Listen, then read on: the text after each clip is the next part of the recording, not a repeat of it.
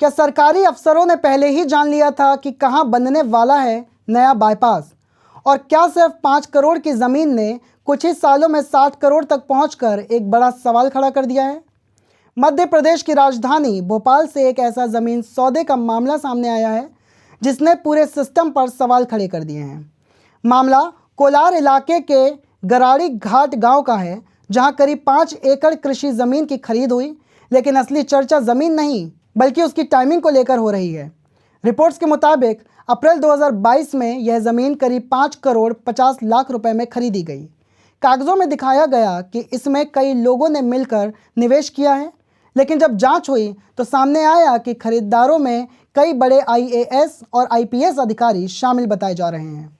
सिर्फ मध्य प्रदेश ही नहीं बल्कि दूसरे राज्यों में तैनात अफसरों के नाम भी चर्चा में हैं।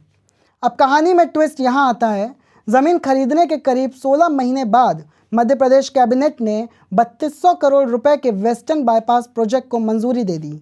और हैरानी की बात ये कि प्रस्तावित बाईपास उसी ज़मीन से महज 500 मीटर दूर से गुजरने वाला है। इसके बाद जून 2024 में उस ज़मीन का लैंड यूज़ भी बदल दिया गया, यानी खेती की ज़मीन अब रेसिडेंशियल ज़मीन बन गई। और इसी बदलाव के बाद उसकी कीमत में ज़बरदस्त उछाल आ गया। दावा किया जा रहा है कि अब उसी ज़मीन की वैल्यू 55 से 65 करोड़ रुपए तक पहुंच चुकी है। अब सबसे बड़ा सवाल यही उठ रहा है, क्या यह सिर्फ एक शानदार निवेश था या फिर अंदर की जानकारी के दम पर खेला गया करोड़ों का बड़ा दांव?